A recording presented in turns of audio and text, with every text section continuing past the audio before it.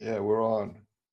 Hi, I'm Mike Harrell, and today I'm going to be talking to Mick Harrison on the left there. You can tell him. and the beautiful Lee Carr. Isn't that how you say your name? Lee Carr? Yeah. Lee Carr? Kerr. Yeah. Yeah. Hello. And they just got back from a fabulous trip to America and other points. Where it was like a Scots. They went to the Cholula Sasquatch event, and they have Talk Group Australia, which is a nice group, and they have Yowie Down Under with Mick and Lee, which is a very nice, it's small but a very nice group on Facebook that covers kind of what's going on in Australia with the Yowie, which a lot of people in America still don't understand it. You know, Sasquatch is worldwide. So, yeah. Hi, folks. So go ahead and start anywhere you want to start, because I've seen some of the photos and I've seen it from two or three different sides, and you know what a amazing time you all had.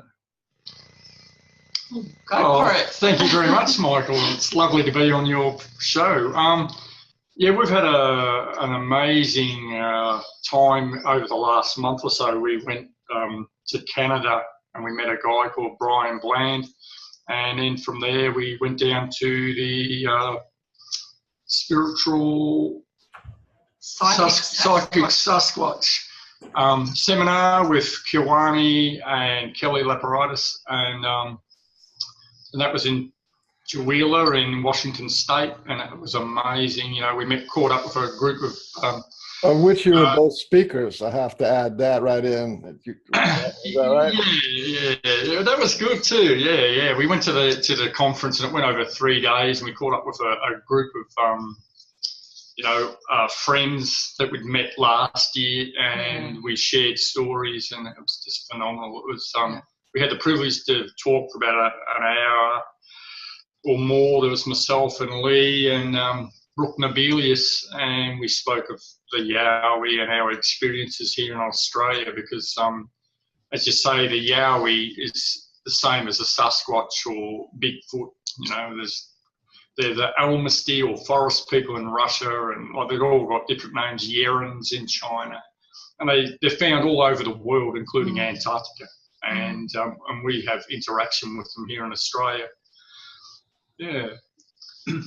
Yeah, so we had a great time there, and then after we left there, we head on down to Mount Shasta, and that was a pretty amazing time for us, because we've always wanted to do Mount Shasta. So we climbed the mountain, yes, didn't we? Not to the top. No, but we went up quite a fair way. 8,500 feet we went around. Yeah, so it was just amazing. The view from where we were was unbelievable. It was great. So that part of the trip, we saw a couple of UFOs, and I saw eye shine on 2 different nights. Wow. Where we were staying, because they have the ability to light up their eyes like dull torches, and it'll be either a sort of a dull, funny white color or a yellow. I am so glad. I just got some chills. That's good, right? When you get chills. I wanted to talk about eye shine, and I haven't really had a good opportunity to talk about eye shine. And a lot of people, they think it's some kind of like a biological thing or something like that. But when I was in my 20s, I was in search of truth and enlightenment and stuff like that. And I actually went to the different gurus that would come to town over the few years. You know, there'd be a guru and they'd speak and stuff. There was this one guru, his name was Sri Chinmoy. And I already had, you know, had some kind of spiritual experiences. But this guy, Sri Chinmoy, was an interesting guy. He's one of these monk kind of guys with a shaved head. And I didn't hear anything about him, but I just heard that he was like this amazing guy. So they had his presentation in like an auditorium, you know, those municipal auditorium. And that's the kind of place where kids in high school would have their graduations, or they'd have like a little piano recital for you know, so it's a municipal, so it's kind of a big building, but it's kind of plain too. So anyway, so we're sitting there, and there must have been maybe, you know, 400 people or something, and it's a big, so it wasn't full, it was like about half full. Yeah. For the size of the stadium, for the size of the auditorium. And there was no introduction or anything. There was just this man sitting on the stage, and then they turned down the lights. And I was still kind of like, you know, drinking and, you know, just still doing a little bit of the marijuana and stuff, and, you know, trying to check this stuff out. So me and my buddy were sitting sort of in the back off to the, I guess, stage left or something. And up kind of high, so we could look down on him. And he didn't say anything, right? The lights were down, and the small light was on him so you could see him. And what he would do is he started looking at all the people one by one in silence. It took like about, he did this for about an hour. And first he sort of meditated and got it going. And I was thinking, well, isn't this guy supposed to talk? Don't gurus talk? And the guy didn't talk. But what he did was he looked around at each individual person. And eventually, since we were kind of way off to his left and he started the right, sort of at the end of his sweep, he looked at us. And when he looked at me, out of his eyes shone pure light. Wow. There was light shining out of his eyes. And, yeah. And from then until now, I remember that, because that's like human beings do not have, you know, it was like, you know, this kind of thing coming out of his eye from the end of a stadium, from the end of a, you know. Wow. so to me, and this guy was high. He was high as a kite. This guy was the real deal, you know, enlightened guy. So to me, the kind of eye shine that I hear people talking about, that is heart glow. That is light inside the being. These are high beings. This is something that normal animals have reflected light. When you see light coming out of their eye, there's no reflection there. That's spiritual presence. In my opinion, that's what I think it is. Definitely it's not from shining a torch or something. It's just simply being eye shine. And they do have different colors. There's white, or sort of a dirty white color, and then there's yellow, and then we've also heard of red. Now, I've never seen the red eye type, but I think that the red eye type are the trachons, which are not overly friendly. And but all the interaction that Lee and myself have ever had is, you know, like, we always go into the forest with good intent. We come from the heart. It's all about what's in here. And definitely what's in there. And it's amazing. Like, I've witnessed yellow eye shine in Queensland, Castle Lake at Mount Shasta on 2 different nights. And where else? I can't think. I think that's about it, but it's amazing. Well, before we went to Mount Shasta, we were in Canada, before the conference. We spent time with Brian, and Mick and Brian went out one night. I was actually quite sick, so I decided to stay home in the hotel. And so I'm in bed, I'm sleeping, and I hear this loud call, like an owl call or something similar, except it was very loud and very deep. So immediately I saw pictures of Sasquatch in my mind, and I thought, I know that's them. So I got out of bed and I went to this tiny little balcony, and I stood on the balcony, and it was dark, and way in the distance, probably 50 metres, let's say, there was a little river, and it was the other side of the river, and I could see 4 pair of eye shine at different heights, and they're just looking, and it's like, I know they're there, and they're just saying, we're here.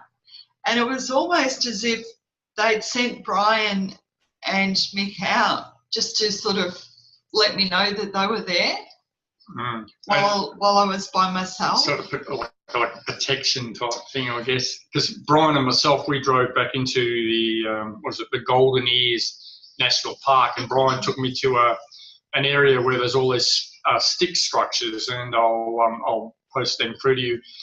And while we were there, we were gone for a good probably 2 hours. We walked through the forest in the dark, and I'm from Australia, and we have bitey things like snakes and spiders. But over in Canada, you've got mountain lions and brown bears and black bears, and I was sort of walking along very semi-scared, let's say. But as Brian said, the Sasquatch are there to protect us. There's no way knowing that we'll get attacked by anything, because when they know that we're there, and when they know that they're you do feel their protection as well. Yeah. Like whenever we go into the forest, we just feel their protection. Yeah, you just know there's a knowing, and we just sense that they're there. We know, and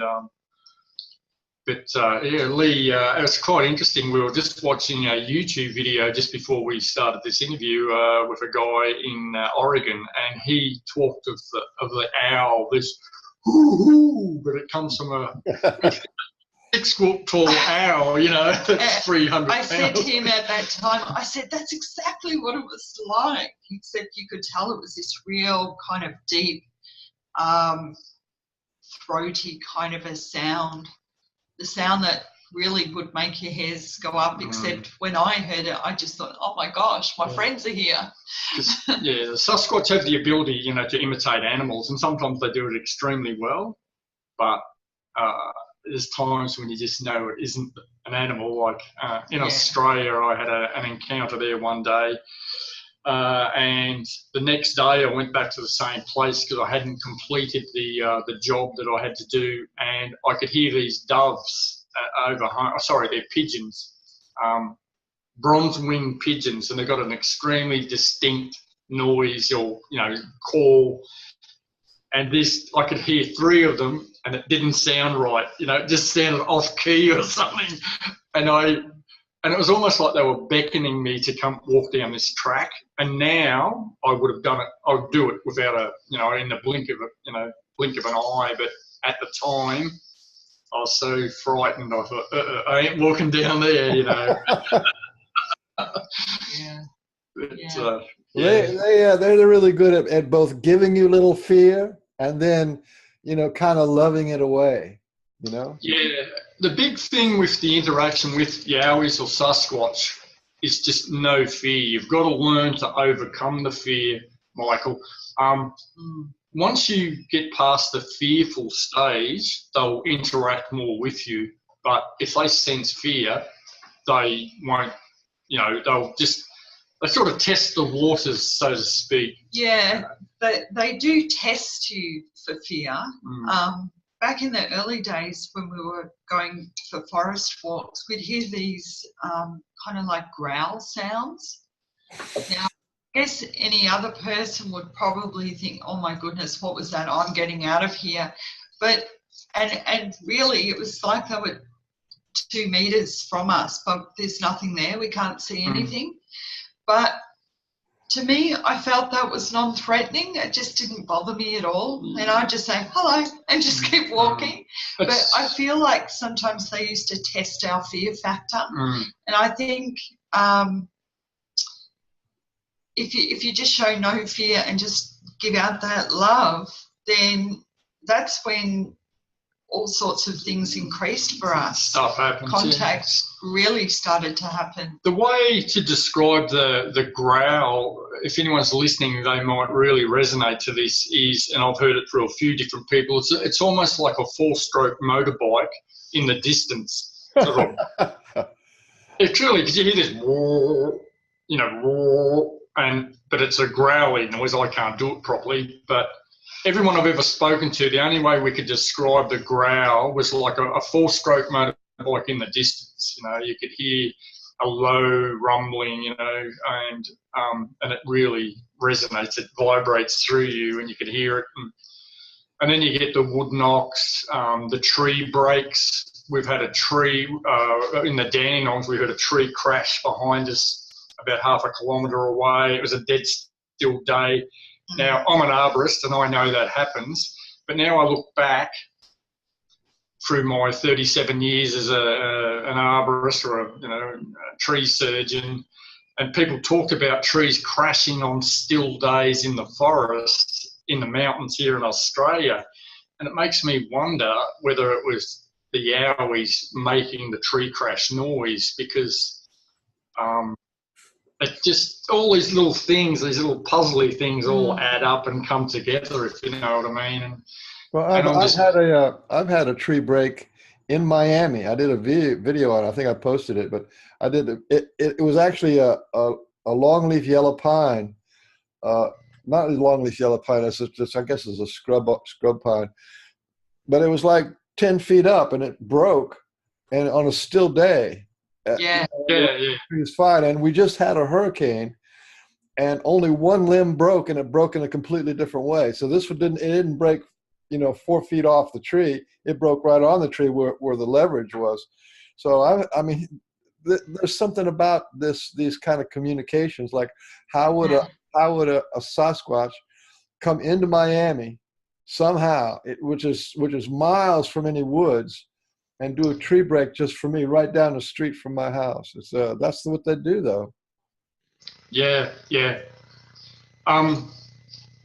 There was an incident that happened for us. We were in the woods again, and my daughter was with me on this day, and we got out of the car because I was just having this feeling we're supposed to stop here. So we got out of the car, and we were just looking around, and we could sort of feel the energy.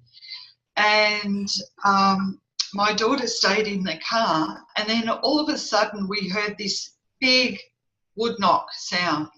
I was yeah, I know. Oh, sorry. And it was in the middle of the car was here, Mick was here, and I was here, and it was in the middle. Of and us. I said, that's not possible. Yeah. And it was so loud. So, you mean there was no tree or anything in between you? Yeah, no. No, it was just the wood knock sound. There's a wood knock sound. That's where I believe that sound is an infrasound. It's not actually a wood knock. It's not a physical. I've heard of that. Some people think it might be them somehow manufacturing that sound. I believe so. Definitely. Yeah. This was phenomenal. Like, I've heard heaps of wood knocks when I had an experience probably 2 or 3 years beforehand, doing tree hazard assessments. I heard 12 wood knocks, but the one that Lee's just describing, we would have been 15 feet apart in a triangle, and it was in the centre of us, and it was a real. It was. But it loud, and we all looked, and it was between us, and there's nothing there. Well, there was something there, but and we couldn't see them. I said to my daughter, who was in the car, I said, "Did you hear that?" She goes, "Yeah, it was just there," and we had nothing there but air. Yeah, we had a Labrador dog with us, and even the dog did that and looked in the back of the car, like Lee's pet dog Molly just went. The whole lot of us looked, and so I'd say definitely it's them making. Like a sound interdimensionally or something like that. It's phenomenal, absolutely phenomenal. And it's a teaching too. It's like, I am here in the middle of you, and you can't see me. Yes, it's like that's absolutely. A teaching. Like, you're never going to forget that. I mean, there's in the middle of nothing, there's an intelligent being who wants to be known, and how can that not be like some kind of a teaching, you know? Exactly. Yeah, Like a proof or something. Well, that's true. And like I've said to Mick many times, we've had the Yowies in our house giving us gifts, marbles, hair, and it still, to me, makes my mind boggle the fact that they've been in the house, and the only physical way I've seen them at that particular time is in the lucid state of dreaming just the day before. And then they'll come the next day and they'll leave a gift or something. So it's just mind-blowing. Mm. One of the experiences we had Michael over in, I've got to think about this, it was we drove into Seattle just while we were on our American tour, and we went to a place called North Bend, which is just out of Seattle, and we stayed a night in a motel. And when we got up in the morning, like, this car was a hire car and it was completely clean when we got it. And this is this is the day after we got it. So we got it the day before, and we got in the car and we were ready to head for Chihuahua. And next minute, Lee says, "What the hell?" And she looks in the side door, and here's, was it 5 or 4? 5 little rocks. Oh. That were the same kind of rocks when we were with Brian in Canada, when we did our camping in the middle of nowhere. They were the same kind of rocks, and it was just like, wow, it's them for sure. Yeah, we had a real oh wow moment. You know, it was just phenomenal. And like, I'll tell you here and now, well, no, I can't categorically say that the car was clean, but, you know, I don't know where that, well, I think I know where these rocks came from, and it was them. But one of the things that we found with dealing with Yowies and Sasquatch is paranormal. It's amazing, the paranormal stuff that goes on. And I don't know whether Brian mentioned it when you were speaking to him earlier, but one of the most, like, I'm very, very open to paranormal stuff because I've had some really interesting stuff happen over the years to me, and I'm just open to it now. It's neither here nor there. It's just what happens. But what happened was me, Brian and Lee, we hiked 6 kilometres into where Brian has his Sasquatch interaction. And the first night we were going to just sleep under the stars. It was really nice and warm, and we just had ground mats. And I was really tired. You know, I'd only just got there. And anyway, I was just starting to go to sleep lying on this ground mat, and I was lying probably about 10 feet away from the fire and about a foot away from this huge big log that was, you know, like a river rubble, you know, that had been washed down the river, and it had a bit of a gap in it. And I'm lying back asleep, and then all of a sudden, you know, I've got my arms on my chest, and all of a sudden I just feel this, and it was like that, just a very gentle touch on the head. And we'd only just been talking about mountain lions and brown bears and black bears. Well, I nearly jumped, you know, nearly went into lower Earth orbit because it scared the hell out of me. But I'm guessing it was them just touching me to say that we're here. And it was really distinct, and I only had a T-shirt on because it was quite warm. Then we sort of lay there for another hour or so, and then it began to just lightly rain, and we all looked at one another. Oh no, we're going to get wet. And we had a tent with us, so there we are, the three of us, like the Three Stooges, putting this tent up in the dark at 10 o'clock at night or whatever it was, and we did a really good job. And cutting a long story short, we got the tent put up, but we put the fly on wrong. It had a fly over it, and it was covering the window. Anyway, we thought, oh, who cares, you know, it'll keep the rain out. So we just very quickly, you know, we all hopped in the tent. So I'm on the left, Lee's in the middle, and Brian's on the right. And the fire would have been around probably about 10 feet from the front of the tent. And we're all in the tent. We're all about to go to sleep. And that, you know, the fire, you could see it flickering, you know, on the side of the tent. And then all of a sudden, Lee says, "I can see a figure."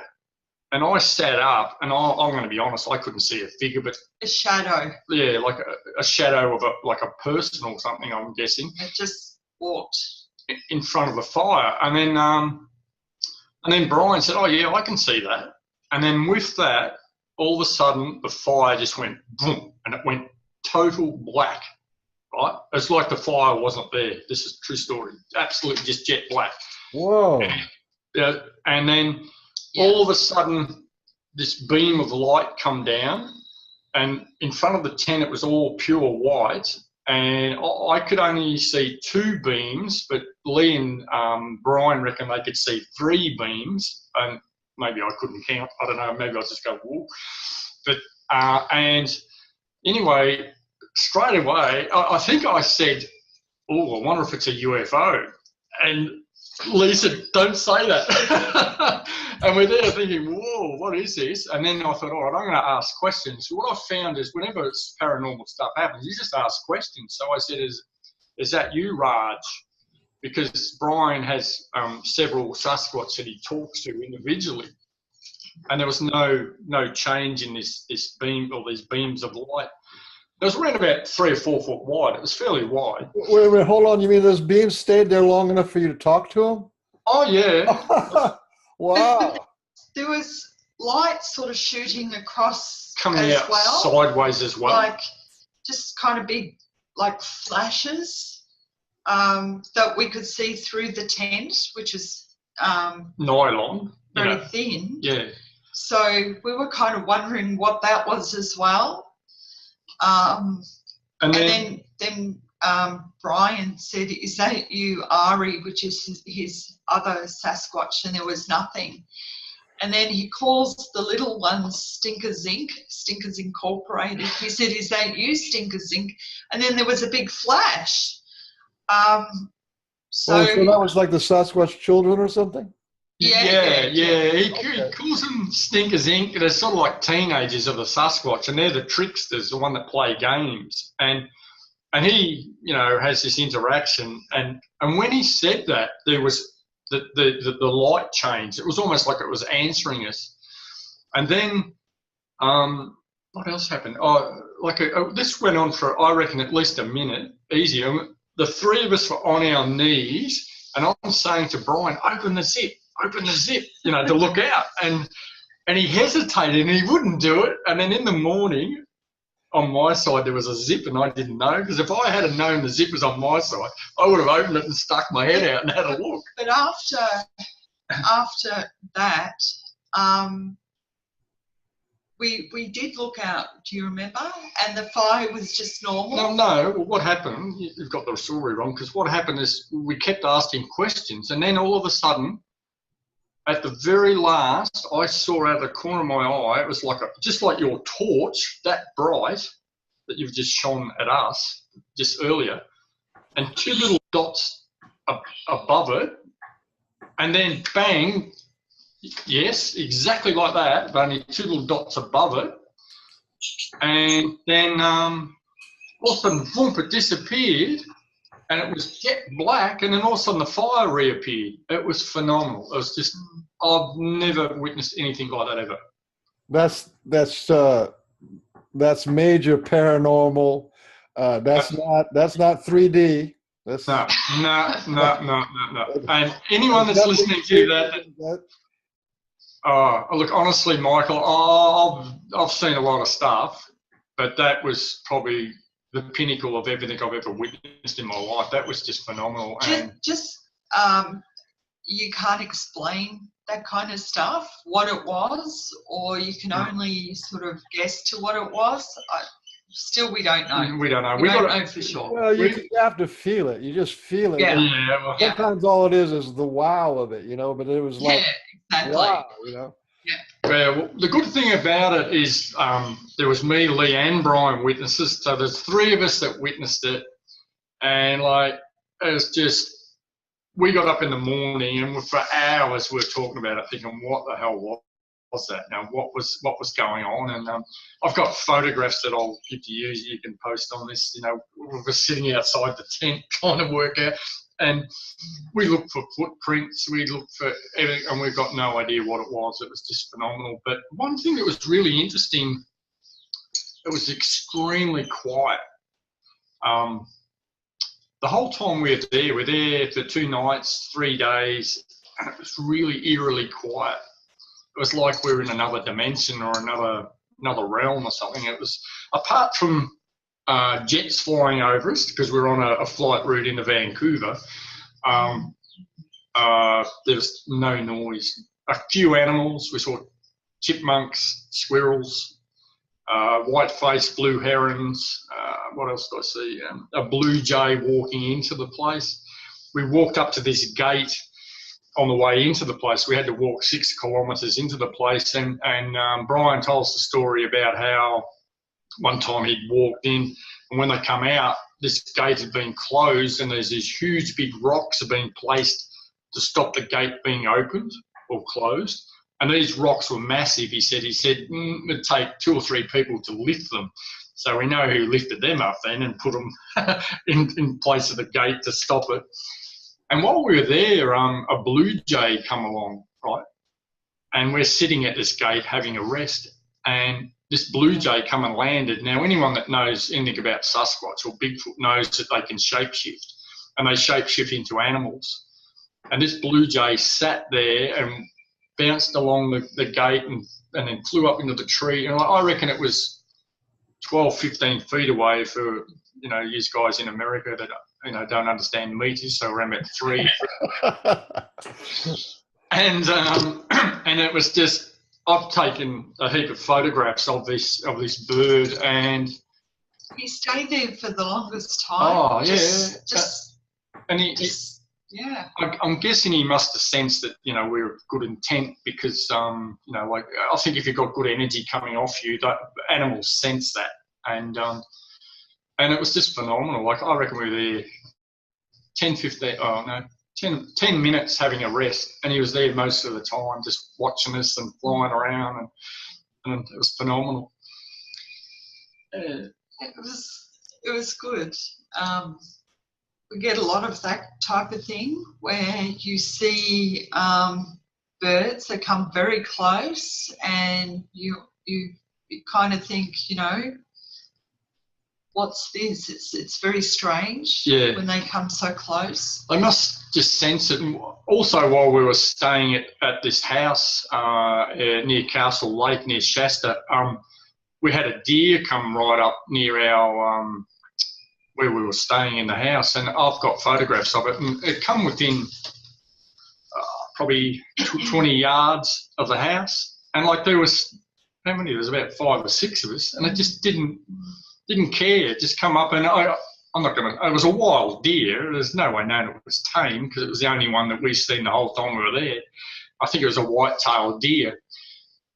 And it was not eerie. It was just interesting how it come up, and it stopped and looked at us several times. And again, that night is when I saw the eye shine of the Sasquatch. And I'm guessing it was interdimensional. I'm guessing that it was, shapeshifted, come up just to check us out. Because if it comes out, in a Sasquatch form, we'd all probably go, "Whoa!" I wouldn't. I'd be open to see it, but for the uninitiated, it'd be pretty confronting and scary, and I've had and heard so many accounts of people, having shape-shifting animals and things, be an animal and all of a sudden change into a Sasquatch and then walk off, as a bit of a confirmation as, yes, this is us. Yeah. But we got back, 3 weeks ago now, or 2 weeks, something like that. But anyway, we've been, before we left,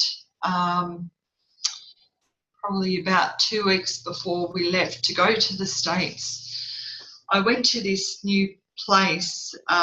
It's in the forest, and it was just like an open garden. So I had a look at this beautiful open garden, and I was kind of attracted to go down to this area which was closed off to the public, and I just kind of felt that there was Yowies living down in this area. So I went down there, and I was connecting to this beautiful female. She had little her own young ones with her, and I had my daughter with me at that time.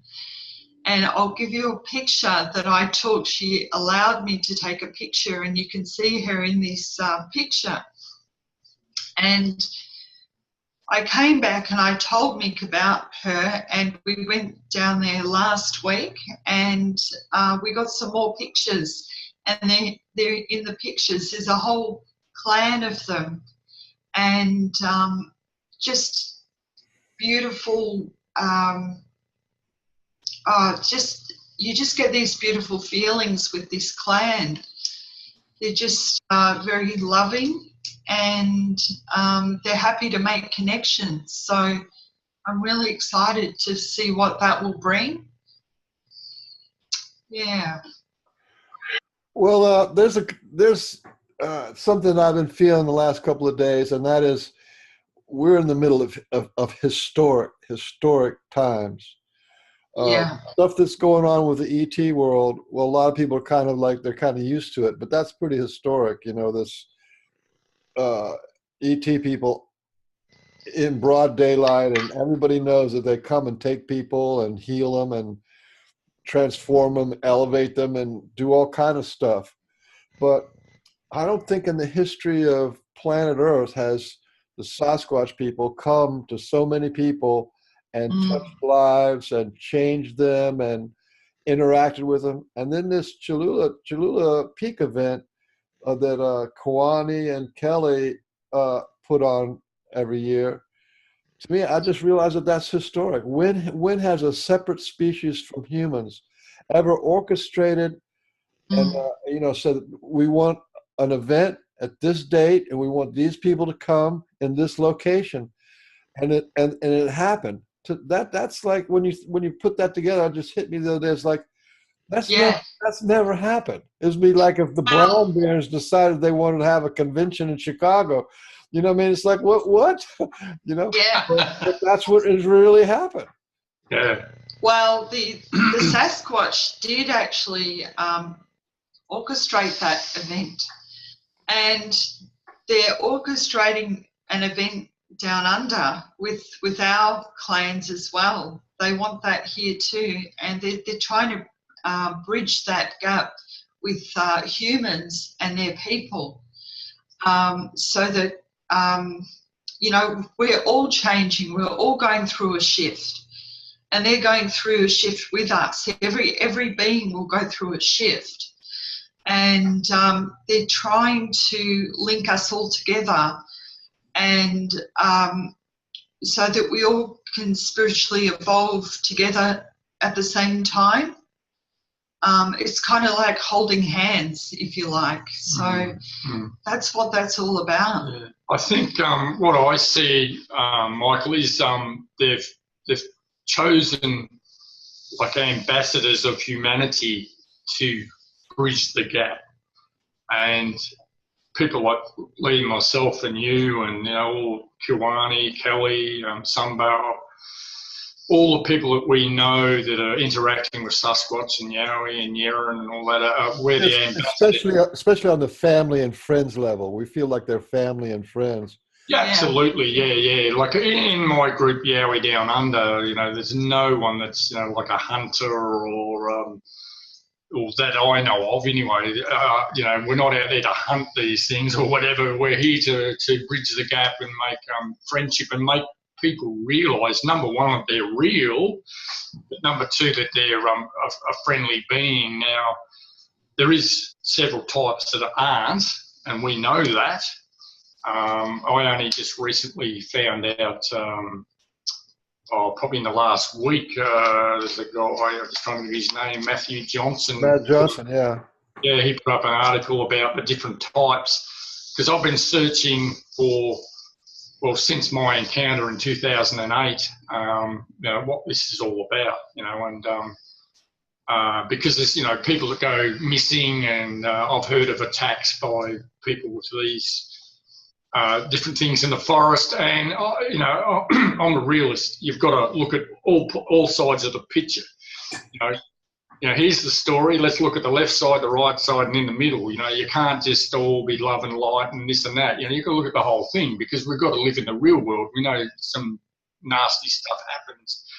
And after listening to Matt Johnson's talk, it was just phenomenal. To me, it was like getting the final piece of the puzzle. it's a bit like the star visitors or the extraterrestrials. Like, you know, through what I've learned since 2008, you know, I've done mountains of research and, you know, listened to people and talked to people and looked, you know, YouTube videos and tried to sort the bull from the shit. And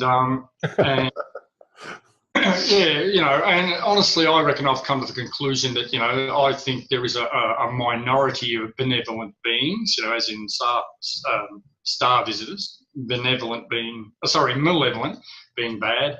And then there is a majority that are benevolent, but they're just like you and me. They're just people, but in a different form. And, you know, some serve to self and others, you know, are there to serve everybody or help everybody and you know, maybe try and get mankind, you know, on the right path, because humanity's lost it, the way I see it. My God, you know, it's just...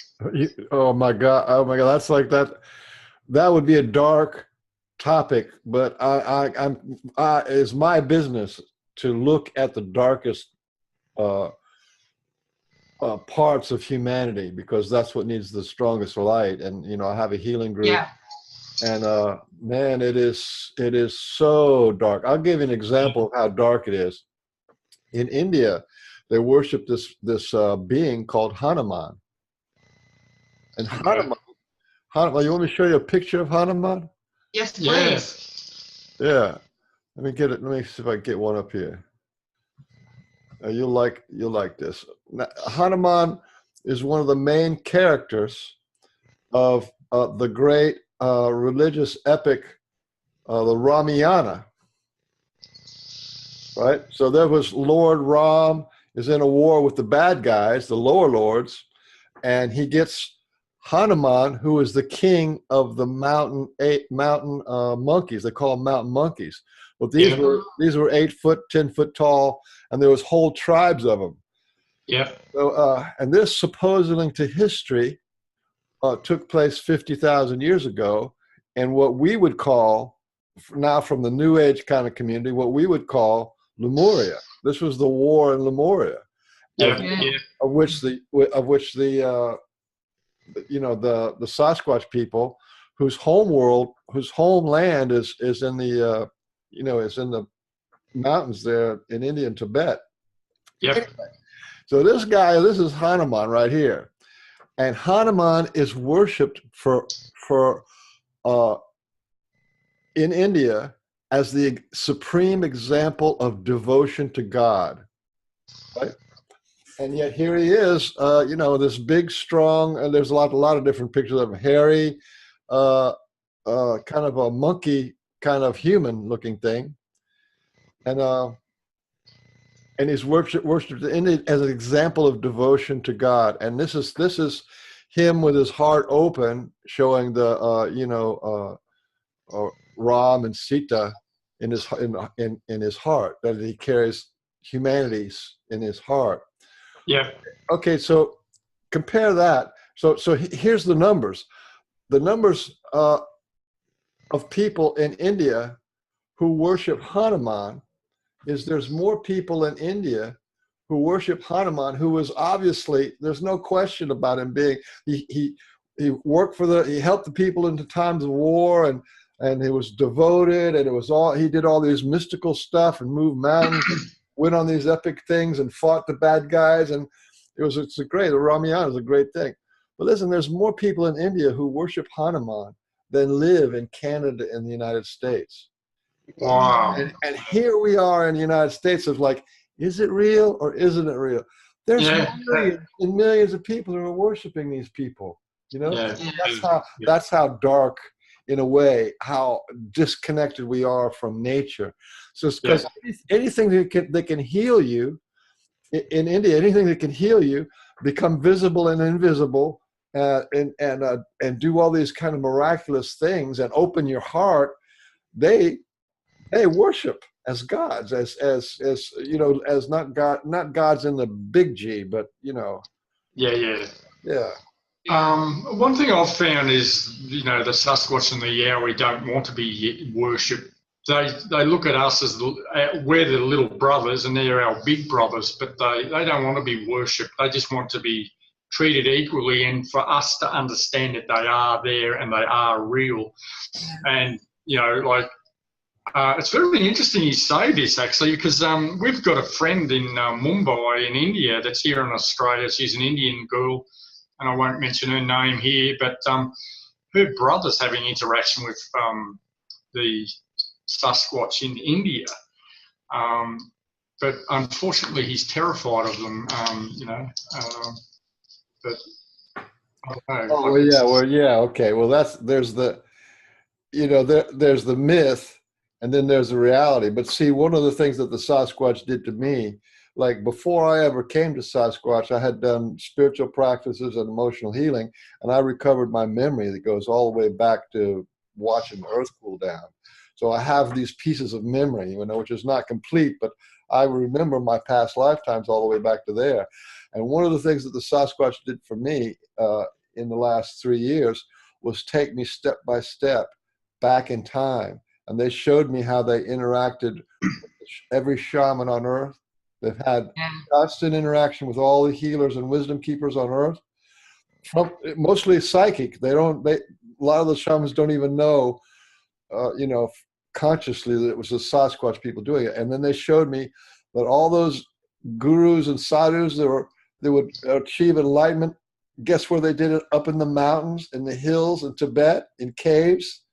Yeah. Who do you think was like bestowing these blessings and opening it up? So there was this thread of the awakening of humankind all through history.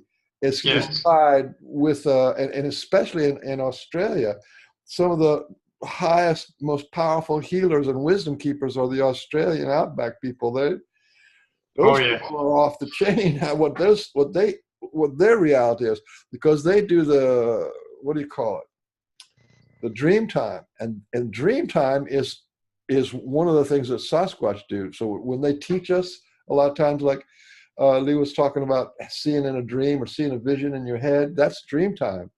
Yeah. So to me, there's this high arc above humanity that just like us, the Sasquatch people have their wisdom keepers, their healers, their teachers, their enlightened masters. And so that's my take on it. Yeah. We really listen to Indigenous people of the world, you know, like a part of this research that Lee and myself have done over, you know, the last several years is to listen to Indigenous people, because they're the people with the knowledge and the truth. Some of it they can pass on, some they aren't allowed to, and we respect that and understand that. And you know, I've got an Indigenous guy in Yowie Down Under, and he has told me stuff up to a point, and then he stopped because he said he's not allowed to go any further. And I totally respect that, because that's their law. And but he's told me some really, really interesting stuff. And the whole idea with me, and this all stems back from Mary Rodwell, is, you know, go out and research and listen to everything and never, ever discount anything you're told. Just get it, pigeonhole it here and there.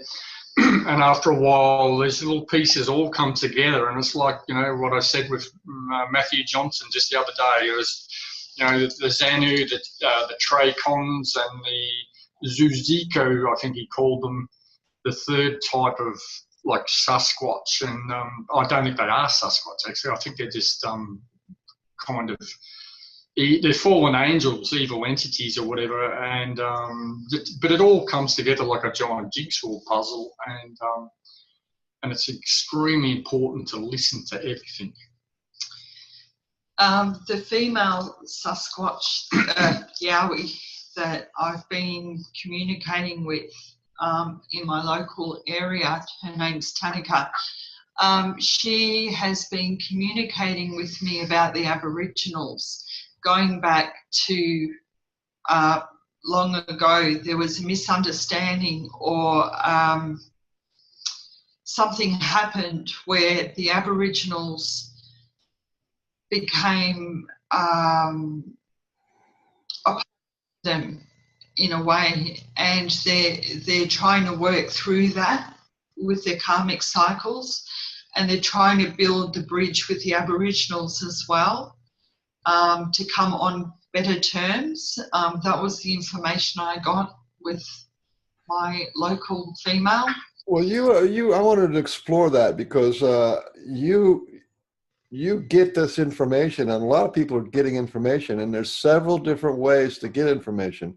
You can get it like through what they call downloads, which is may not know the source, but this whole chunk of information comes to you. And then there's telepathy, where you kind of feel like you know who's talking to you, and they actually talk to you, or they give you a vision. So I was just wondering how does this information, because Kelly is getting these kind of things, and that man Sunbow, and there's a whole compilation of psychic and intuitive contact. And so I just wonder how that works for you. How does it come to you? Well, it comes to me many ways. Quite often it will come in my dream state. Between the hours seems to be the golden time is between the hours of 4 a.m. and say 6 a.m. when I'm in that lucid state. So I get lots of information then and have huge downloads then. But also I can just tune into them, and I hear the words, but I also see like a movie screen in my mind's eye, and quite often they'll show me like a movie or pictures. And another way at the same time as getting that is just a feeling within your body. It's just a sense of a knowing, which I've had all my life. I remember as a child telling my mum things, and she said, "How do you know that?" And I said, "I don't know, I just know." And she said, and then it became a joke because I said, it's the knowing. We just used to call it the knowing because I didn't know how I knew it. It was just information that you just know, and it was always correct. So it comes to you in different ways, and I guess you just have to be receptive to it and open to it. And it's your intuition, it's your psychic ability, and just go with it. Yeah, so that's how it works for me. I quite regularly get told stuff by Lee, and I don't have any abilities like Lee. I have some, but nothing like Lee. And she'll always now tell me, she'll say, "Mick, I've got to tell you this while I listen to what I have to say," and she'll tell me, a bit of a story that she's just got. And it's amazing, Michael, within hours, within days, or within a week or two, bang, it'll come out. It's a 7-day window, and it'll happen in that 7-day window.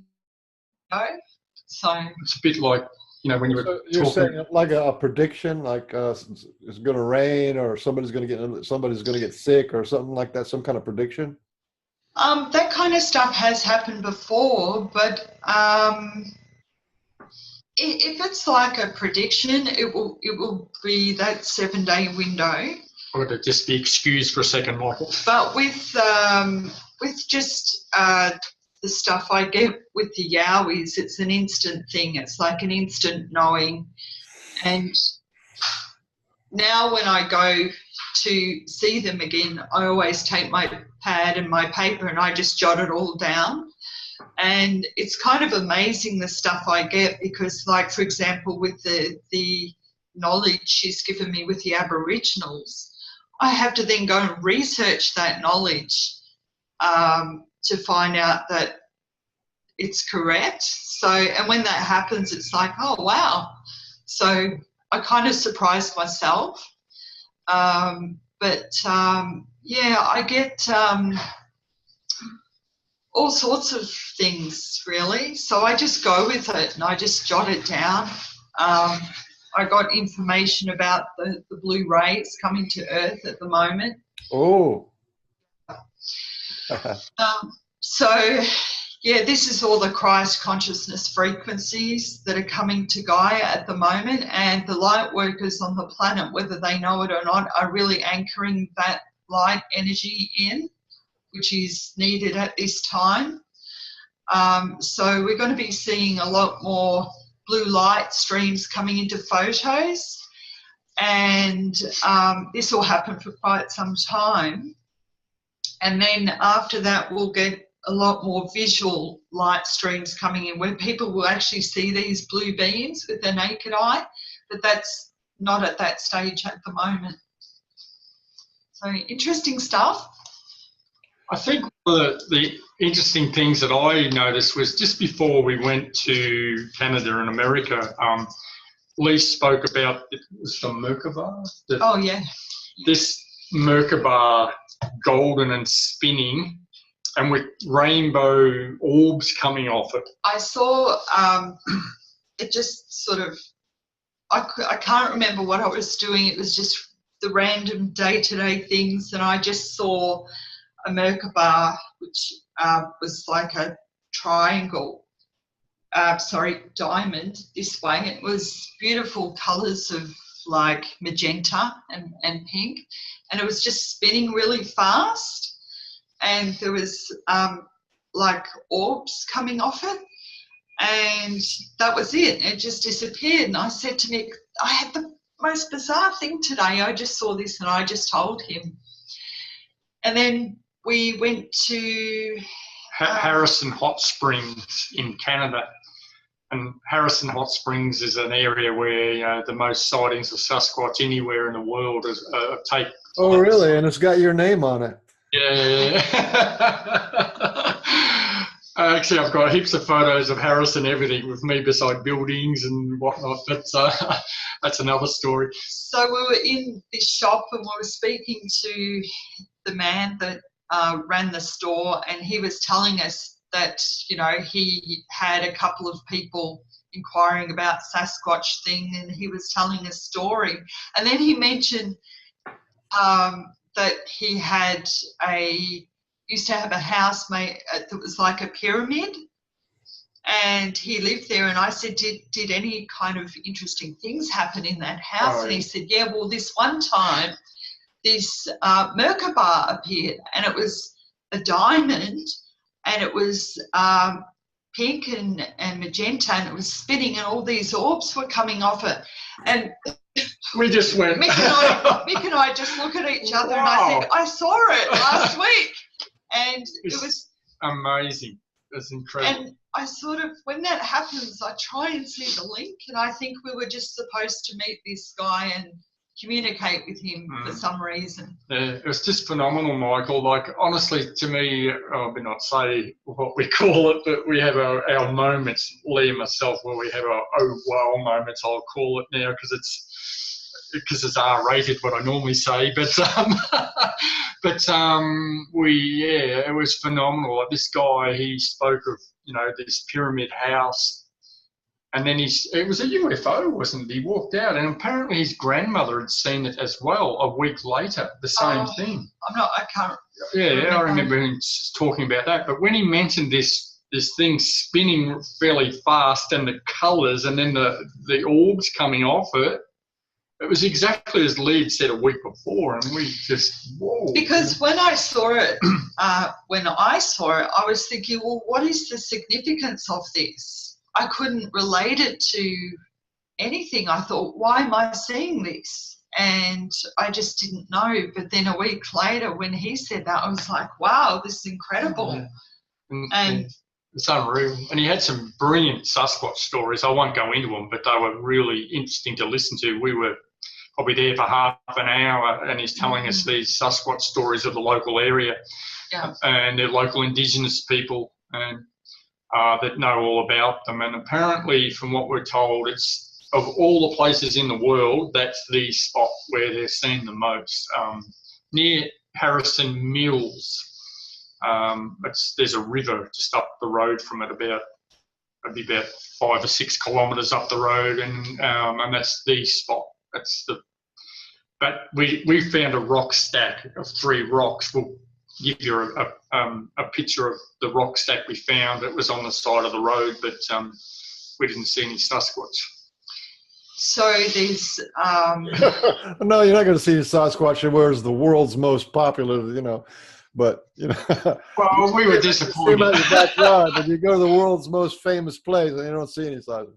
Well, we know that we don't have to be nothing. No one has to prove anything to us. Believe me, we know. We don't have to be told. I think that guy just wanted more customers. Yeah. There's quite a number of people worldwide getting information off Sasquatch or Yowies or whatever. So we're all compiling our stories in the next book that Kelly's writing. The Sasquatch Message to Humanity, Book 3. She's already up to like 3 chapters, so she's moving on. They're giving it to her. Yeah. Yeah, so that'll be an interesting book because the stories will be compiled from all over the globe, and the different clans will have input. So the messages in that book will be very special. Definitely. Again, I have to say this is historic, because in the history of the world this has never happened. It'd be like this is similar to is if every shaman in the world or every group of shamans in the world decided to write the history of the world and there's some of the secrets or what's going on, you know, and compile that.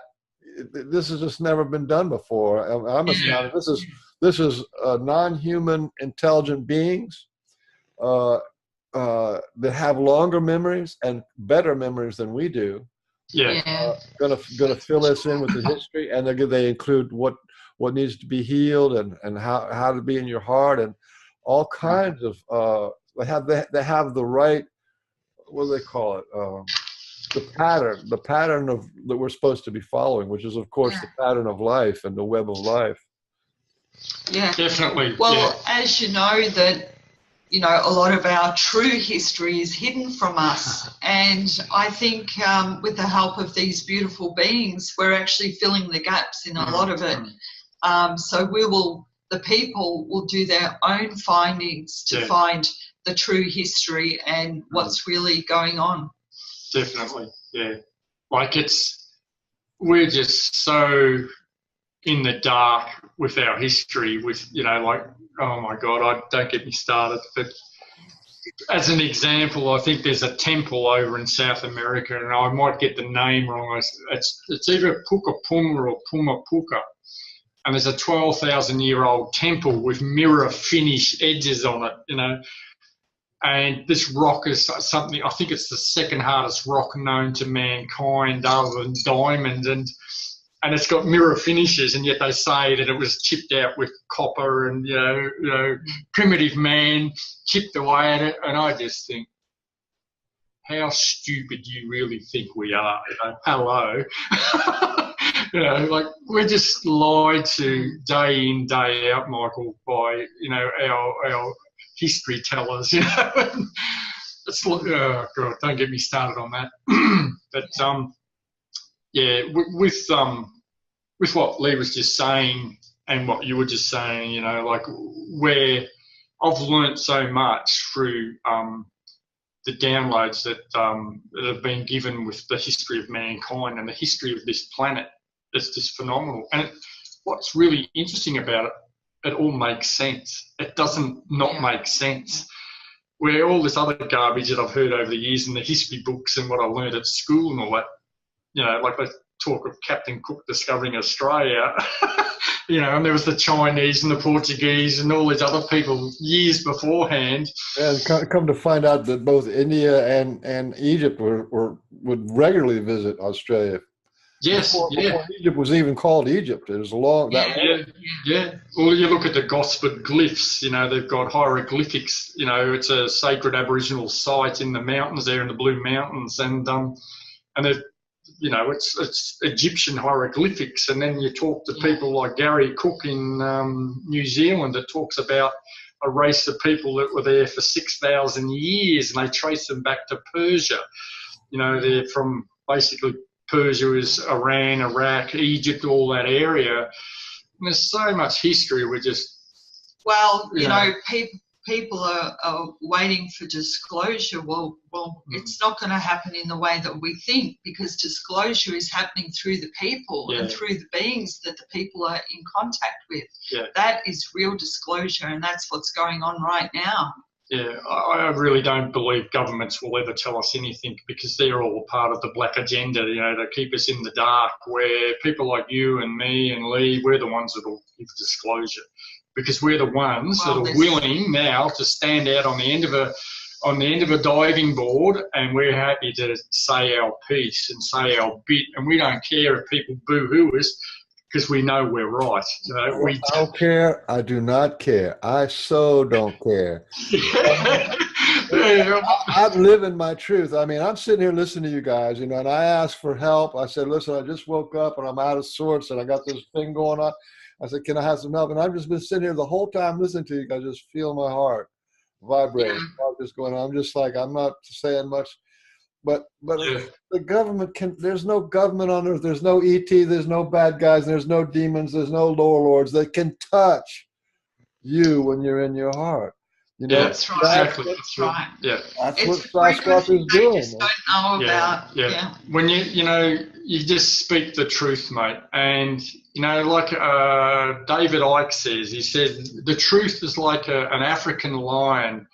Release it, and you don't have to defend it. It will defend itself. And, you know, lies will always come out where the truth comes out on top, always, because you can't hide the truth. You can never hide the truth, and I love it. You know, I look at what's happened to me, and I've told my story to a lot of people, co-workers and all that, and, you know, there's a few that believe me, there's a few that are fence-sitters, and then there's a few that just laugh at me. And it doesn't worry me, you know. I've got a care factor about that much. It's just so small. I just don't care anymore, you know. And I honestly don't care what people think of me. I just couldn't care less, because I know I'm right. I know what I've seen. I know what I've witnessed. I know what I've experienced. And then I've known that all these other people have had exactly the same or similar experiences.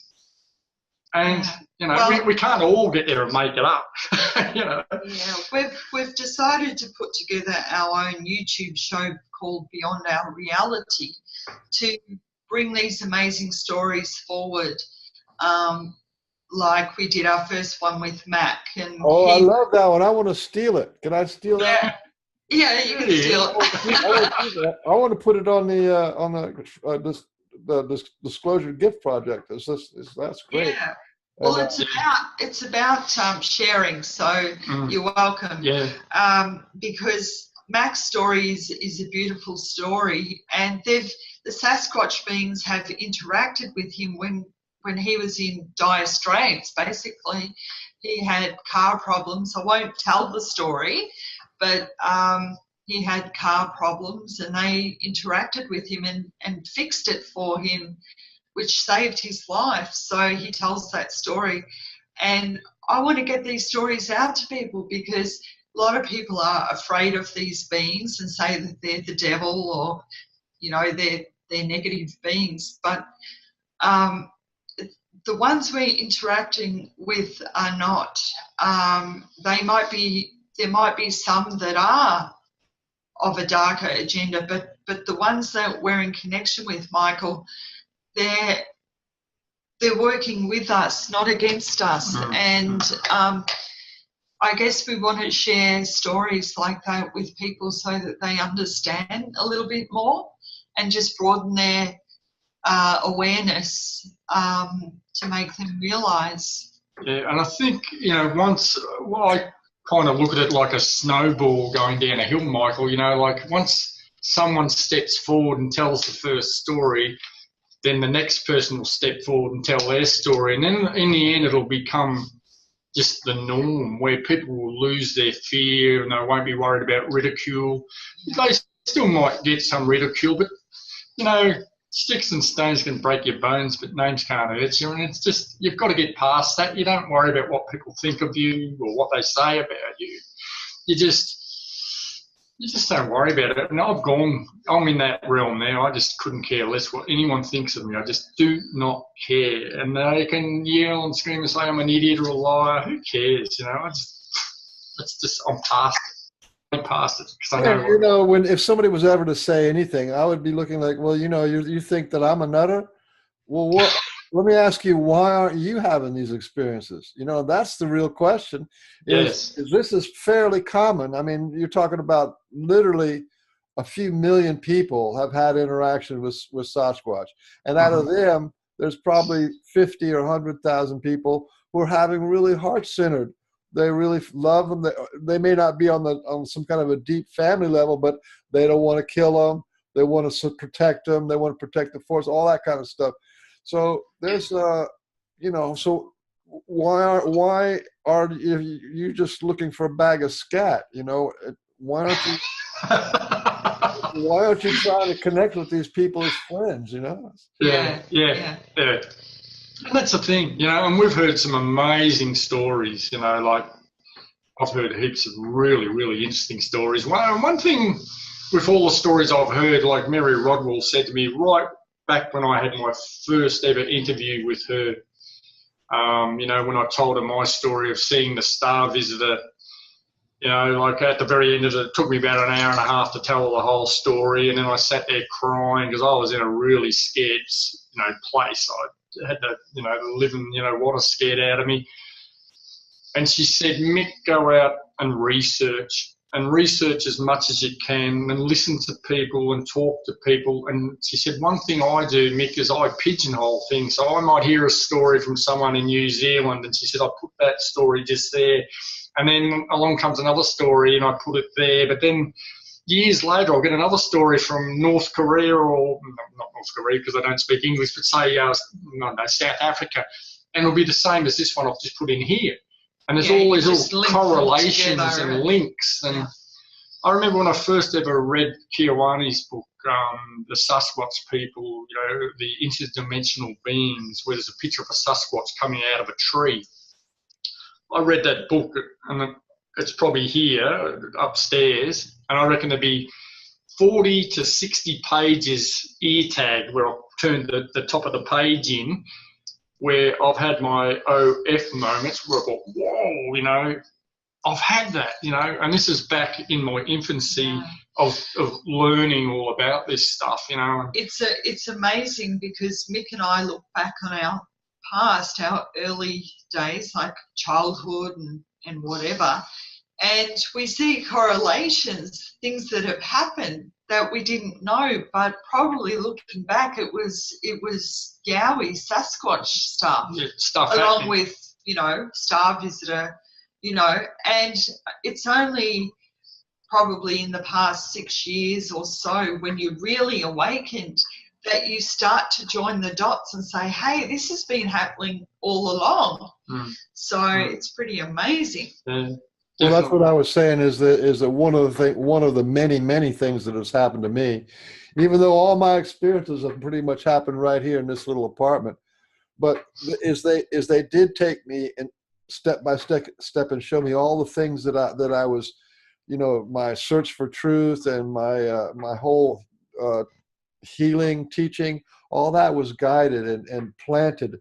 You know, the inspiration, like, why did I move this way? And why did I seek out this teacher? And they kind of connected the dots all the way up to now. That's great. You know. Yeah. It's amazing, isn't it? It's sort of, I kind of look at life as, I think we already know what's going to happen, but we just play the game with it in a way, like we act it out. It's bizarre because all the interactions we've had and the, what's the word? And some of the stuff you can't tell people because they're just, their level of understanding is just not there. So there's a lot of the stuff that we just keep to ourselves. You know, if we met up with you for coffee, we could share it with you because you're open. But so much of our life is kept in secrecy between us because we just, you know, or the odd people here and there we link with, like yourself. And it's not because you don't want to tell them, but they have nothing to compare it to. No. And the understanding from them is just not there. No. Yeah, that's why I tried to tell that story of Sri Chinmoy with light coming out of his eyes. Because if you didn't know people do not know what enlightenment is, or what an enlightened master is, or what a true guru is, and they're doing something very similar to a Sasquatch. They elevate your vibration until you see light. And yes. if people don't understand that process, then how can you say, well, if I say, well, the Sasquatch beings are enlightened, and that's how the light's coming out of their eyes. Well, that doesn't. There's no place for them to compute that. They don't even know what that is. No, they don't. Yeah. I told my family when I got home. I told them a bit about my trip overseas, but I call it my flat earther story, because it's just mundane stuff. I never went into the experiences that we had. I never told them about the eye shine. I never told them about the UFO that we saw on Mount Shasta. I never told them about the UFO I saw at the house in amongst the trees. I thought it was a house light, but in the morning I went back and looked with my binoculars and there's no house there. There's a lot of things I just don't even talk about because they just don't understand it. All three of my children and my ex-wife have witnessed UFOs with me, but they're still a little bit, they're just not anywhere near. They don't even know half the stuff that I talk about because I just keep it to myself. I don't tell them because they probably think I'm a fruitcake or something, and it's sad. But in time they'll listen, I guess. But it's the same with my past life, as in my ex-husband, and we've gone like that because you get to a point in your life you're not aligned anymore. No. The understanding is not there, and you're on a spiritual journey, and they're not. They're still at that place that they always were. So you tend to drift, and then you realign with new partners that are like you, and you work together. And this has been happening to a lot of people. And, Mick and I have been together for, 3-4 years now or something. And it's just the way it is, and it's good because we have an understanding. We can sit down and instead of talking about the football scores or whether, some movie star's got red or pink lipstick on, we'll sit there and talk about interdimensional beings or about, the divine matrix or something. We just have really in-depth conversations, and we tend to agree with one another. We never argue about anything. And if we don't know, we'll go up and look at YouTube or something and watch a documentary on, who knows what, It's just, and it's brilliant to have a partner where you can sit down and you just understands and accepts you. You just, and we don't.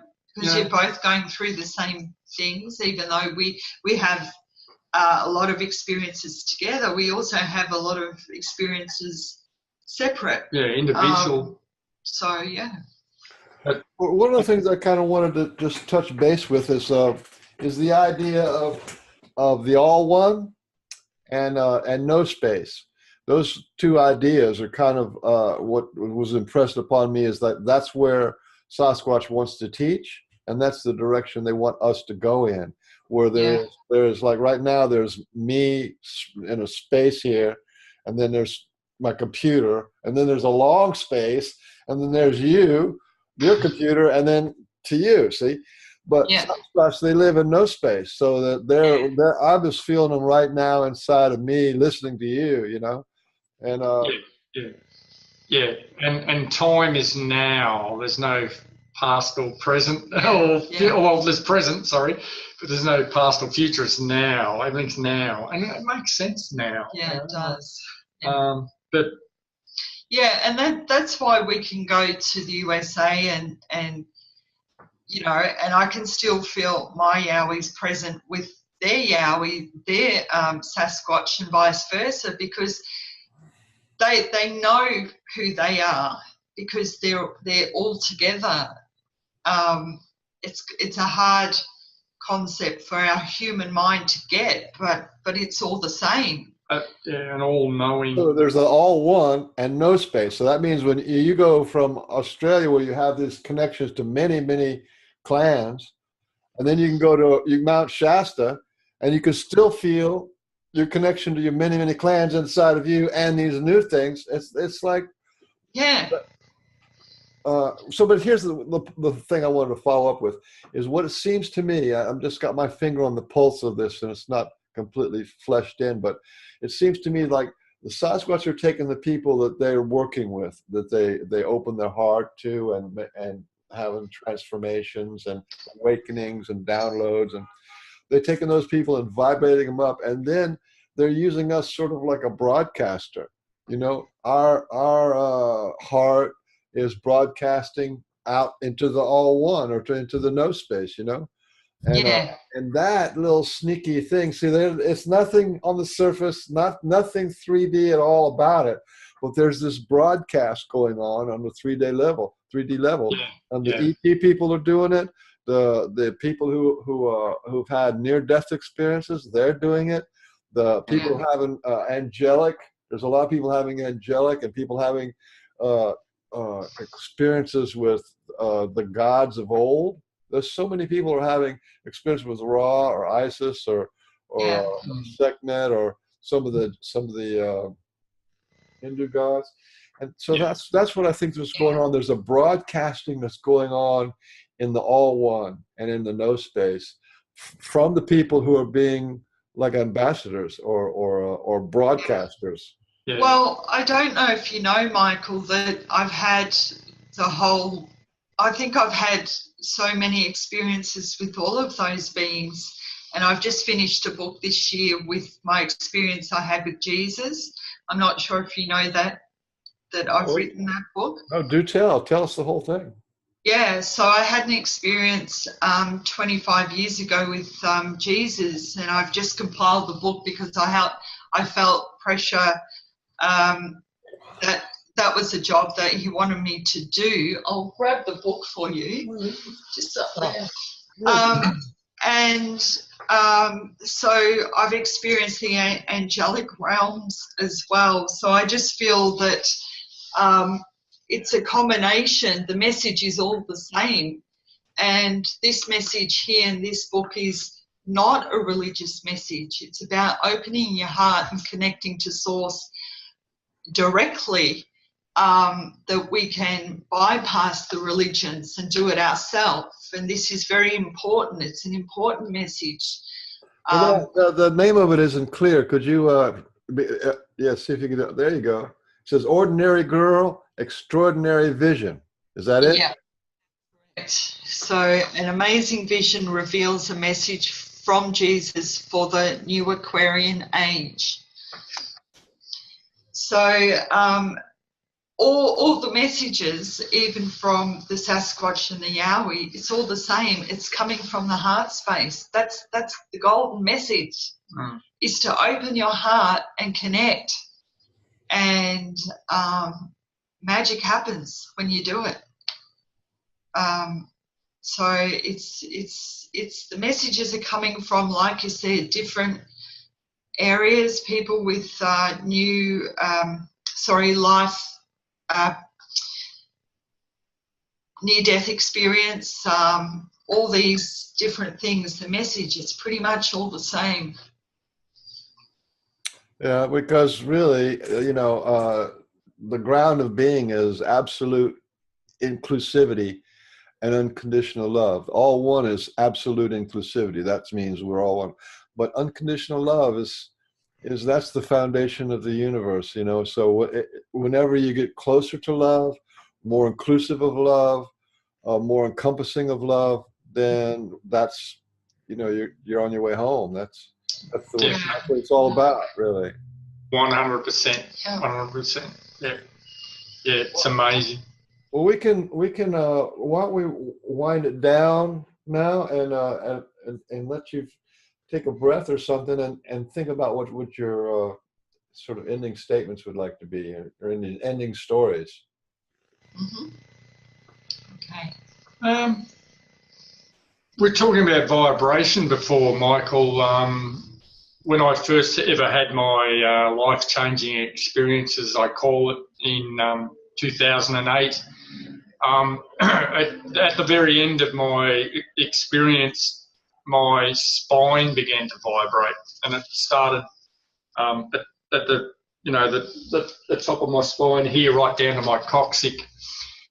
And my whole spine was vibrating. And, whenever I used to tell the story at the very start, I used to say it was about the size of a Coke can, this feeling down my back. And then someone pointed out it was my spine, and But, sorry,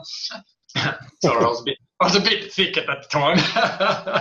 And, but then, then the vibration started to dissipate out into my whole body. And this is when I'm standing there looking at this little star being, this little, sort of pearly white coloured extraterrestrial. And in the end, my whole body vibrated. My hands, my legs, my torso. And the way I just described it is like when you go to a carnival and you walk into the haunted house and you walk on a certain part of the floor and the whole floor vibrates, and there's an intense vibration throughout my body. And I remember at one point actually looking at my hands, expecting them to be doing this, and they weren't doing anything. They were just normal. But within me, I could feel this vibration. And I honestly believe that at that point, that was my upgrade. I was upgraded into who I am now. And at the time, I was so scared, mate. Like when it happened, from 0 being no fear to 10 being the biggest fear you could ever have. I was 15, I was off the scale. But now I understand what happened. I know that I've been chosen. And I don't want to have a big head about it. That is like a gift. That here again, that is a spiritual gift. If we weren't in the dark age, everybody would understand. Oh, you were that little spiritual being, little shorty, gave you this life force or whatever it was, and that vibrated you, and that was your upgrade. But that's a gift. I mean, this is the gift of life, the gift of love. I mean. Well, it made me do that in life. A gift of awakening and becoming aware. And well, talking to Mary, she said that you're now awake and aware. You've been awoken to what's really going on and to understand what life's all about. And so, what have you learned? Well, I learned that we're lied to. I know that much. I've learned that we're lied to by governments and politicians and newspapers and radio shows, just media. It's phenomenal. For thousands of years, I want to throw in. Oh, yeah. Yes, yeah. And the truth is the way, if you are told the truth and tell the truth, the big thing with telling the truth is you don't have to remember it. If you lie, you've got to have a good memory. Where telling the truth, you just have to say it, and there it is. And every time you say it, it's going to be there. You don't have to think about it. I look at myself and how much I've changed. Like I used to be a hunter, and now I'm not. I don't hunt or kill anything anymore. And I look at things so much differently. I really do. I love nature. I love animals. I love, most people, although some people. I'm having a hard time with Donald Trump. You're pretty good. But, and look, I think just for the general, the people out there, just go out and explore and have an open mind. The biggest thing is to have an open mind. Don't discount things, just have an open mind, look at it. Look at what happens, and and go out with good intent is the most important thing. Go out with good intent and with love coming from your heart, and you will get amazing experiences. Absolutely amazing experiences. Yeah. I think for me, if I was to tell people from a spiritual perspective, the one thing I've learned is we can't change what's going on out there in the world, but we can change ourselves. And if we all changed ourselves to be greater beings and very loving and open and compassionate. If we all did that and cared about people and tried to do the best by other people as we do the best to ourselves as well, because you have to love yourself as well, then if we all worked on that to be better human beings, each individual person did that, then we could change the world as we know it. That would be my gift of knowledge from what I've learned. It's really working on yourself and keeping your vibration high and where you resonate, and not to get trapped into that cycle of fear with everything that we can listen to and hear, as bad as it is, not to get trapped into that fear cycle. Keep your own vibration high and search for spiritual truths and knowledge. So, yeah. Well, what a great way to end. I love ending with love.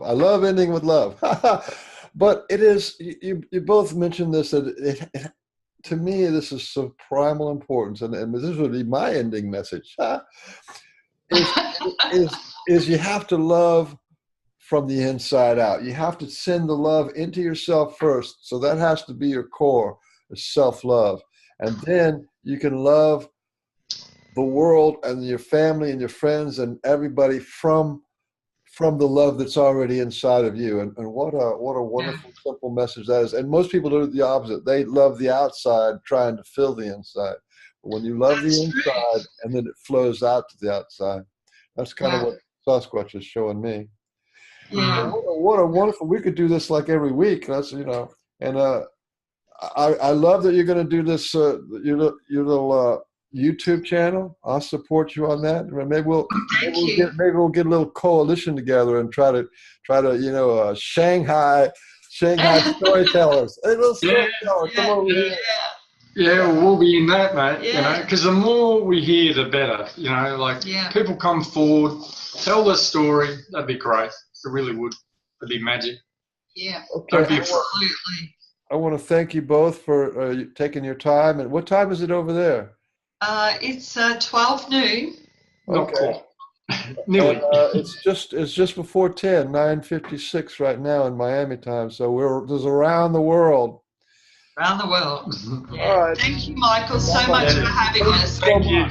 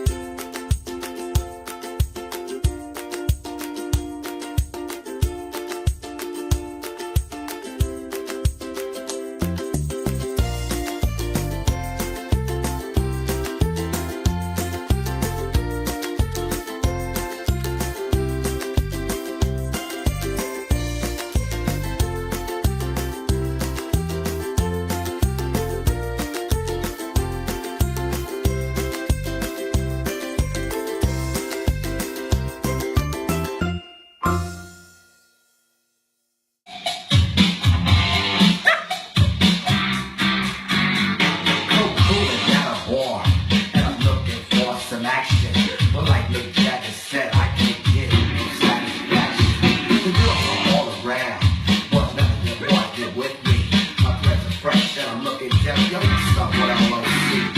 The jungle, y'all.